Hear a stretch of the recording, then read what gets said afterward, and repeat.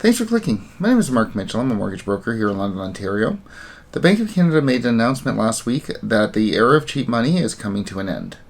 So they are ending their quantitative easing program and will be introducing rate hikes sooner rather than later. As a result of this, I received a number of calls and messages asking what this means for housing affordability. So what I want to do today is go into what we can expect for rate hikes in the coming future, what this means on the demand side for both individual homebuyers and for individual investors, and what to look for next, as it looks like rate hikes are coming down the pipe. In fact, I've already started to see some mortgage rates go up in the last coming days, so the banks are starting to prepare themselves for the impending rate hikes on the part of the Bank of Canada. We will have more real estate data coming out this week, as it's the beginning of the month. So make sure you click like and subscribe to get those updates. But for now, let's get into these rate hikes.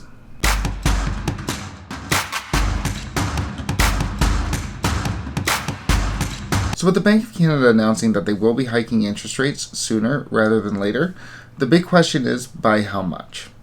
Estimates vary widely between 1% and 2% overall over the next 2 years.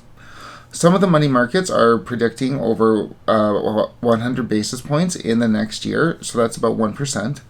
And Scotiabank came out a few weeks ago and predicted 8 rate hikes. So if it was a quarter point per hike, we're looking at 2% over the next 2 years. Now, when the Bank of Canada raises its rates, the banks and the mortgage lenders always raise their rates by a little bit more. So if we got, say, a 2% increase over the next 2 years from the Bank of Canada, expect your mortgage rate to go up by, say, 2.5%, or the mortgage rates being offered on a 5-year fixed to go up by about 2.5%. You gotta know that a guy who helps you steal, even if you take care of him real well, he's gonna steal a little bit extra for himself. Makes sense, don't it? All jokes aside, the banks do like to have a little bit of leeway there. So just in case rates do go up by a little bit more than projected, they're not going to lose money. Banks never lose money. Hardly. So as of a few weeks ago, the best 5-year fixed rate was right around that 2% range. The banks, in anticipation of these rising rates, have already raised their 5-year fixed rates up to around 2.4, 2.5. So if we were to see rates go up by 2%, we could conceivably see rates going to 4.5%, 5% in the next couple of years. Definitely the end of cheap money indeed. With these big rate hikes coming down the pipe, there are 3 ways in which the housing market is going to have a real downward pressure put on it throughout the next couple of years. The first being is a real stretch in affordability, obviously.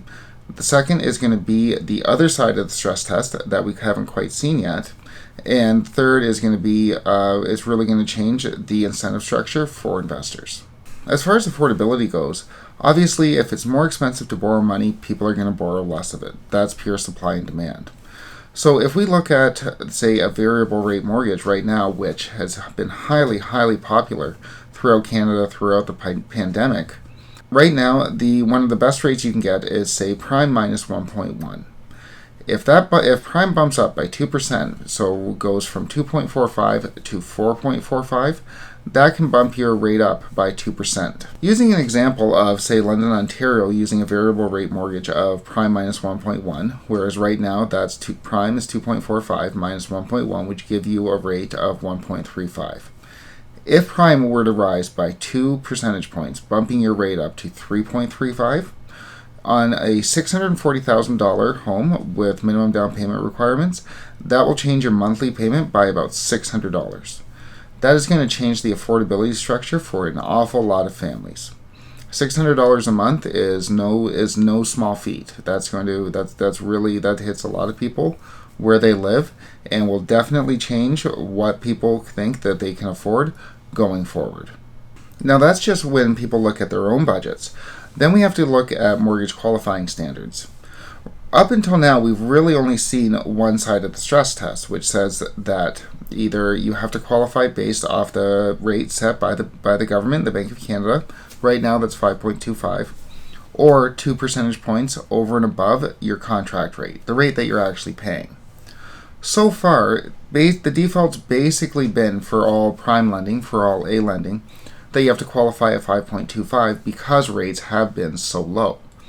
But if rates go up to, say, that 3.5%, 4.5%, let's say 4.5%, you would have to qualify at 6.5%. That is going to push a lot of people's affordability down by quite a bit. We're talking about $50,000, $100,000, depending on the amount of income that you have.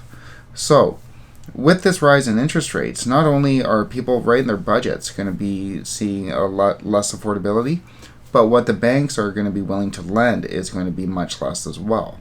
So we have those two major downward pressures on the price of houses. Finally, investors, house flippers, speculators. We've heard a lot about them throughout the pandemic. As with rising house prices, there's been a lot of money to be made. But a lot of money it's much easier to make a lot of money when borrowing costs are so much lower. When you're borrowing money for basically free, almost to a certain extent being paid to borrow money, when money is that cheap, it's pretty easy, it's fairly easy to make money off flipping houses. But when you start to have to pay 5, 6, 7% just to hold that house, well, if you flip that house and say make a 10% profit, but you're paying 7% interest, you've only gotten a 3% return. So as mortgage rates start to go up, the incentive structure also changes for investors, and we could see some of that demand exit the market, getting the speculators out, which is going to help further push down the prices of those houses. So not only is it more difficult for people to buy houses, it's less affordable for them to buy houses, though could be also less demand for the houses that are on the market right now. These are three major downward pressures which could very likely push down the prices of houses throughout Canada. So as to what to look for next, most commentators are saying that we shouldn't expect rate hikes until April. With that said, these rate hikes are coming down the pipe because of high inflation data. The Bank of Canada has already announced last week that they expect inflation to be high in the 5% range by Christmas time. If we start to see inflation go up even higher than that, expect the Bank of Canada to move up its timeline. It will not put up with 6 or 7% interest rates. Probably.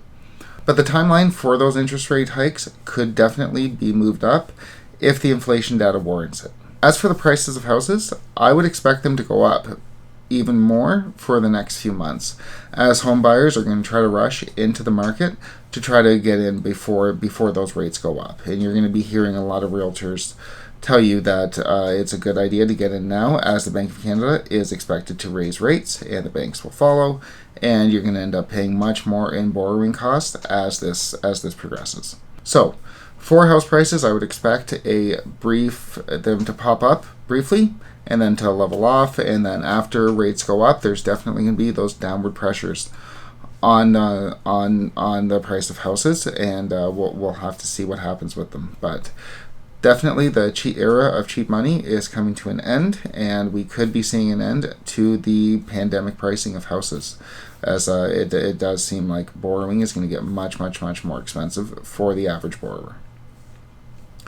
But we will have updates on these house prices as they come out, especially in a couple of days as the October data becomes available. Click like and subscribe to get those updates, and thanks for watching.